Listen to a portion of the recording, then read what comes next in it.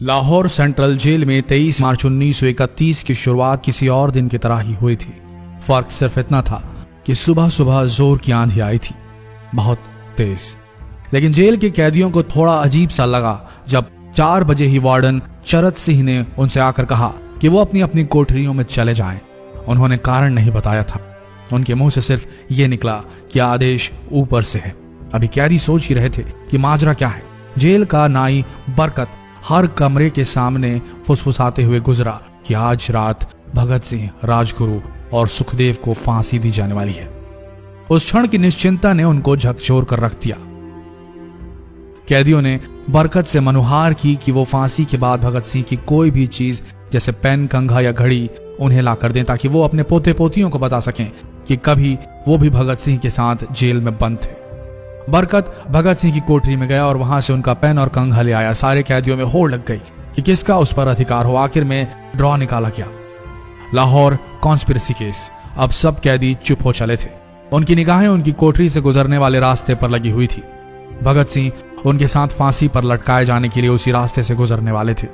एक बार पहले जब भगत सिंह उसी रास्ते से ले जाए जा रहे थे तो पंजाब कांग्रेस के नेता भीमसेन सच्चर ने आवाज ऊंची कर उनसे पूछा था, आप और आपके साथियों ने लाहौर कॉन्स्पिरेसी केस में अपना बचाव क्यों नहीं किया? भगत सिंह का जवाब था, इनकलाबियों को मरना ही होता है क्योंकि उनके मरने से ही उनका अभियान मजबूत होता है, अदालत में अपील से नहीं। वार्डन चरत सिंह भगत सिंह के खैर ख्वाह थे और अपनी तरफ से जो कुछ बन पड़ता था उनके लिए किया करते थे। उनकी वजह से ही लाहौर की द्वारकादास लाइब्रेरी से भगत सिंह के लिए किताबें निकलकर जेल के अंदर आ पाती थी। भगत सिंह की जेल की जिंदगी काफी कठिन थी। किताबें पढ़ने का शौक हो चला था उन्हें कि एक बार उन्होंने अपने स्कूल के साथी जयदेव कपूर को लिखा था कि वो उनके लिए कार्ल लिब्नेख्त की मिलिट्रिज्म, लेनिन की लेफ्ट विंग कम्युनिज्म और ऑप्टन सिंक्लेयर का उपन्यास द स्पाई कुलबीर के जरिए भिजवाएं। भगत सिंह जेल की कठिन जिंदगी के आदी हो चले थे। उनकी कोठरी नंबर 14 का फर्श पक्का नहीं था, उस पर घास उगी हुई थी।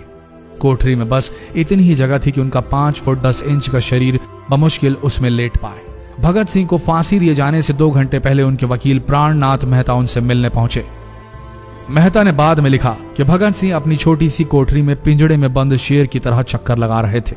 इनकलाब जिंदाबाद। उन्होंने मुस्कुराकर मेहता को स्वागत किया और पूछा कि आप मेरी किताब रिवोल्यूशनरी लेनिन लाए या नहीं। जब मेहता ने उन्हें किताब दी तो वे उसे उसी समय पढ़ने लगे मानो उनके पास अब ज्यादा समय न बचा। मेहता ने उनसे पूछा कि क्या आप देश को कोई संदेश देना चाहेंगे। भगत सिंह ने किताब से अपना मुंह हटाए बगैर कहा, सिर्फ 2 संदेश, साम्राज्यवाद मुर्दाबाद और इनकलाब जिंदाबाद। इसके बाद भगत सिंह ने मेहता से कहा कि वो पंडित नेहरू और सुभाष चंद्र बोस को मेरा धन्यवाद पहुंचा दे जिन्होंने मेरे केस में गहरी रुचि ली थी। भगत सिंह से मिलने के बाद मेहता राजगुरु से मिलने उनकी कोठरी पहुंचे। राजगुरु के अंतिम शब्द थे, हम लोग जल्द मिलेंगे। सुखदेव ने मेहता को याद दिलाया कि वो उनकी मौत के बाद जेलर से वो कैरम बोर्ड ले लें जो उन्होंने उन्हें कुछ महीने पहले दिया था। मेहता के जाने के थोड़ी देर बाद जेल अधिकारियों ने तीनों क्रांतिकारियों को बता दिया कि उनको वक्त से 12 घंटे पहले ही फांसी दी जा रही है। अगले दिन सुबह 6 बजे की बजाय उन्हें उसी शाम 7 बजे फांसी पर चढ़ा दिया जाएगा। भगत सिंह मेहता द्वारा दी गई किताब के कुछ पन्ने ही पढ़ पाए थे। उनके मुंह से निकला, क्या आप मुझे इस किताब का एक अध्याय भी खत्म करने नहीं देंगे?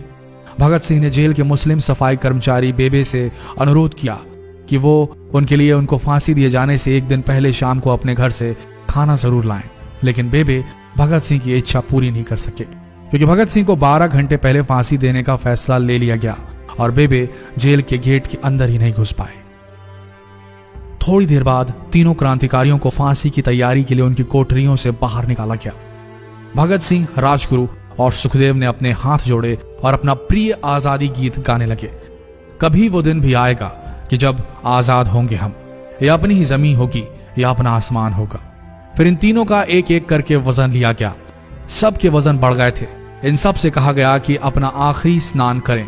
फिर उनको काले कपड़े पहनाए गए लेकिन उनके चेहरे खुले रहने दिए गए। चरत सिंह ने भगत सिंह के कान में फुसफुसा कर कहा कि वाहे गुरु को याद करो। फांसी का तख्ता भगत सिंह लिए बोले, पूरी जिंदगी मैंने ईश्वर को याद नहीं किया। असल में मैंने कई बार गरीबों के कलेश के लिए ईश्वर को कोसा भी है। अगर मैं अब उनसे माफी मांग लूं तो वो कहेंगे कि इससे बड़ा डरपोक कोई नहीं। इसका अंत नजदीक आ रहा है, इसलिए ये माफी मांग रहा है। जैसे ही जेल की घड़ी ने 6 बजाया, कैदियों ने दूर से आती कुछ पद चांपें सुनी। उनके साथ भारी बूटों के जमीन पर पड़ने की आवाजें भी आ रही थी। साथ में एक गाने का भी दबा स्वर सुनाई दे रहा था, सरफरोशी की तमन्ना अब हमारे दिल में है। सभी को अचानक जोर जोर से इनकलाब जिंदाबाद और हिंदुस्तान आजाद हो के नारे सुनाई देने लगे। फांसी का तख्ता पुराना था, लेकिन फांसी देने वाला काफी तंदुरुस्त। फांसी देने के लिए मसीह जल्लाद को लाहौर के पास शाहदरा से बुलवाया गया था। भगत सिंह इन तीनों के बीच में खड़े थे। भगत सिंह अपनी मां को दिया गया वो वचन पूरा करना चाहते थे कि वो फांसी के तख्ते से इनकलाब जिंदाबाद का नारा लगाएंगे। लाहौर जिला कांग्रेस के सचिव पिंडी दास सोंधी का घर लाहौर सेंट्रल जेल से बिल्कुल लगा हुआ था। भगत सिंह ने इतनी जोर से इनकलाब जिंदाबाद का नारा लगाया कि उनकी आवाज सोंधी के घर तक सुनाई दी। उनकी आवाज सुनते ही जेल के दूसरे कैदी भी नारे लगाने लगे। तीनों युवा क्रांतिकारियों के गले में फांसी की रस्सी डाल दी गई, उनके हाथ और पैर बांध दिए गए। तभी जल्लाद ने पूछा, सबसे पहले कौन जाएगा? सुखदेव ने सबसे पहले फांसी पर लटकने की हामी भरी। जल्लाद ने एक एक कर रस्सियां खींची और उनके पैरों के नीचे लगे तख्तों को पैर मारकर हटा दिया। काफी देर तक उनके शव तख्तों से लटकते रहे। अंत में उन्हें नीचे उतारा गया और वहां मौजूद डॉक्टरों लेफ्टिनेंट कर्नल जे नेल्सन और लेफ्टिनेंट कर्नल NS सोंधी ने उन्हें मृत घोषित किया। एक जेल अधिकारी पर फांसी का इतना असर हुआ कि जब उससे कहा गया कि वो मृतकों की पहचान करें तो उसने ऐसा करने से इनकार कर दिया। उसे उसी जगह पर निलंबित कर दिया गया अंग्रेजों द्वारा। एक जूनियर अफसर ने यह काम अंजाम दिया। पहले योजना थी कि इन सब का अंतिम संस्कार जेल के अंदर ही किया जाएगा, लेकिन फिर यह विचार त्यागना पड़ा जब अधिकारियों को आभास हुआ कि जेल से धुआं उठते देख बाहर खड़ी भीड़ जेल पर हमला कर सकती है। इसलिए जेल की पिछली दीवार तोड़ी गई। उसी रास्ते से ट्रक जेल के अंदर लाया गया और उस पर बहुत अपमानजनक तरीके से उन शवों को एक सामान की तरह लाद दिया गया। पहले तय हुआ था कि उनका अंतिम संस्कार रावी के तट पर किया जाएगा, लेकिन रावी में पानी बहुत ही कम था, इसलिए सतलज के किनारे शवों को जलाने का फैसला लिया गया। उनके पार्थिव शरीर को फिरोजपुर के पास सतलज के किनारे लाया गया। तब तक रात के 10 बज चुके थे। इस बीच उप पुलिस अधीक्षक कसूर सुदर्शन सिंह कसूर गांव से एक पुजारी जगदीश अचरज को बुला लाए। अभी उनमें आग लगाई ही गई थी कि लोगों को इसके बारे में पता चल गया। जैसे ही ब्रितानी सैनिकों ने लोगों को अपनी तरफ आते देखा, वो शवों को वहीं छोड़कर अपने वाहनों की तरफ भागे। सारी रात गांव के लोगों ने उन शवों के चारों ओर पहरा दिया। अगले दिन दोपहर के आसपास जिला मजिस्ट्रेट की दस्तखत के साथ लाहौर के कई इलाकों में नोटिस चिपकाया गया, जिसमें बताया गया कि भगत सिंह, सुखदेव और राजगुरु का सतलज के किनारे हिंदू सिख रीति से अंतिम संस्कार कर दिया गया है। तो ये थे भगत सिंह की जिंदगी के वो 12 आखिरी घंटे। आशा करते हैं इस वीडियो में सुनाई गई ये कहानी आज युवा पीढ़ी के दिलों में मर चुके देशभक्ति को जगाने में कामयाब होंगे। जितना हो सके इस संदेश को पूरे देश में पहुंचाएं। इस वीडियो को शेयर करें फेसबुक पर, व्हाट्सएप पर, और हो सके तो इस पेज को फॉलो करें ताकि ऐसे ही वीडियोस आप तक सही समय पर पहुंच सके। मिलते हैं अगले वीडियो।